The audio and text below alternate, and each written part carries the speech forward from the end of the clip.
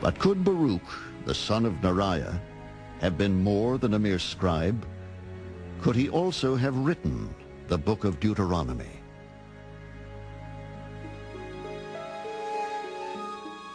His work probably speaks for itself. Many passages of text that he wrote for Jeremiah are strikingly similar to words used in Deuteronomy. Perhaps the same author may have had a hand in the writing of both books.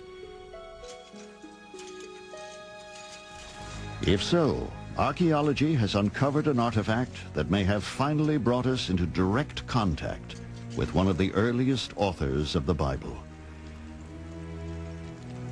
We, in recent years, recovered a clay seal that is now in the Israel Museum in Jerusalem, which is stamped in a script that we do identify as 7th century Hebrew script, late 7th, early 6th century Hebrew script, and the name in that seal is Baruch, son of Neriah, the scribe. If it's true that Baruch is our Deuteronomistic historian, what that means is when you look at that seal, you are looking at nothing less than the autograph of one of the authors of the Bible.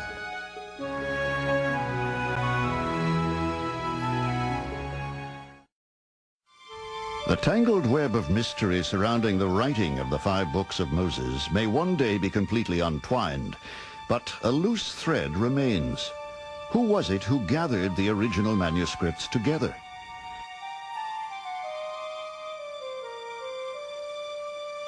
In the course of writing a book, any book, a lengthy process of editing and alteration is involved.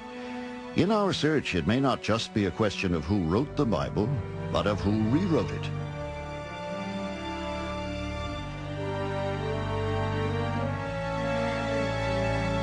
People usually talk simply about this as 4 sources, as if there were only 4 writers, and that's misleading, because even if we count those as only 4 writers, there are still key editors in the stages of this, and editors are as important as authors in the process. If there was an editor, who was he? To pick up the strands, we must return to the southern kingdom of Judah, to the days when, under a new king, Jehoiakim, the people had retrogressed once again to worshiping idols. A prophet by the name of Jeremiah has now become one of the most outspoken critics of the weakening moral fiber of the people, and he foretells their fate. Ye have done worse than your fathers. Behold, ye walk every one after the imagination of his evil heart. Therefore will I cast you out of this land, into a land that ye know not, neither ye nor your fathers. Jeremiah 16:11.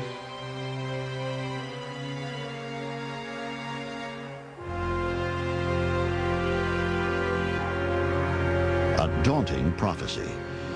In 586 before the Common Era, it comes true. From Babylon, King Nebuchadnezzar's armies surged down into Judah and lay siege to Jerusalem. So begins more than a century of bitter exile for the people of Israel in Babylon.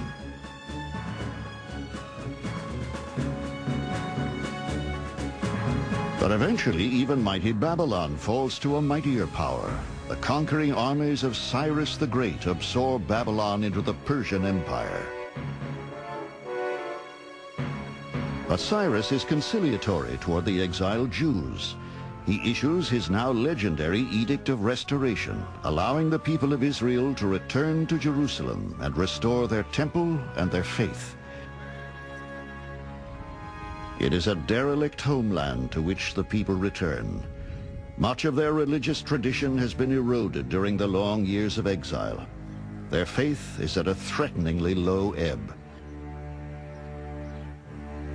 According to some scholars, it is time for the great redactor, the final editor of the books of Moses, to enter the scene and leave his mark.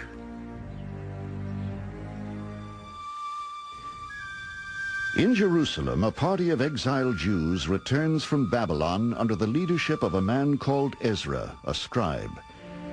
He sees the spiritual weakness of the people and resolves to reintroduce them to the ancient religion of Moses.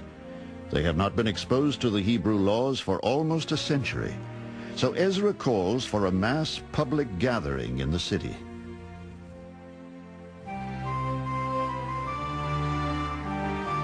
And Ezra the priest brought the law before the congregation, and he read therein from the morning until midday, before the men and the women and those who could understand. And the ears of all the people were attentive unto the book of the law. Nehemiah 8:2.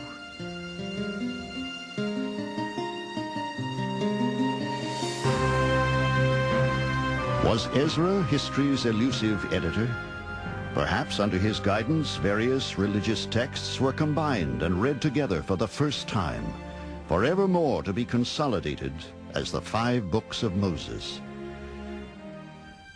The compilation of the texts more than 2,500 years ago was one of the most significant events in a long history of persecution and conflict for the Jews. In the ensuing centuries, they would suffer occupation, defeat, and destruction on an unprecedented scale. But the essence of their religious identity would forever be enshrined in the anthology known as the Torah, the 5 books of Moses. As Orthodox tradition has it, the 5 books of Moses contain the divine words of God, though written in the hand of man. The books that follow differ fundamentally from them. The rest of the Hebrew Bible is generally perceived to be a series of historical documents, a chronology of a people written by many authors. So our search for authorship must now come from another perspective, posing a different set of questions. Beginning with Joshua, there are 34 more separate texts in the Old Testament, culminating with Malachi. Each one certainly has its own history, its own lineage, its own writer, but in most cases little is known about them. We know, for example, that David wrote a number of the Psalms. We know that the tradition claims that Solomon wrote Proverbs and the Song of Songs and Ecclesiastes.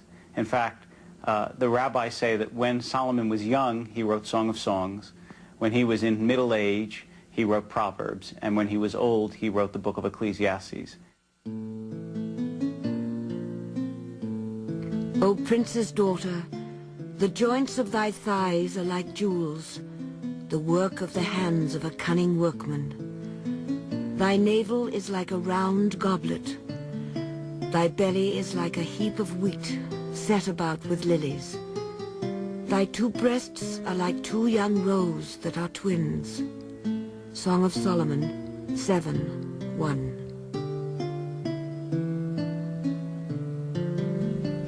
The 2 books believed to have been written by Samuel were once part of a text that included the books of Kings 1 and 2. Some scholars believe they were the work of Baruch, son of Neriah the scribe, the same author who may have written Deuteronomy. Whoever wrote them, they were probably compiled about 900 years before the birth of Christ.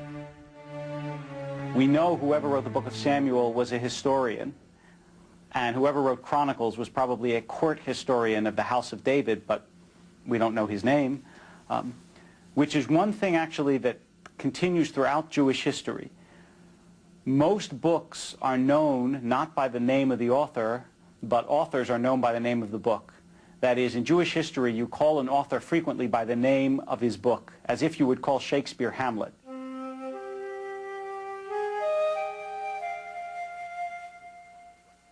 What sort of people were the writers of the Old Testament? Prominent or unknown? Rich or poor?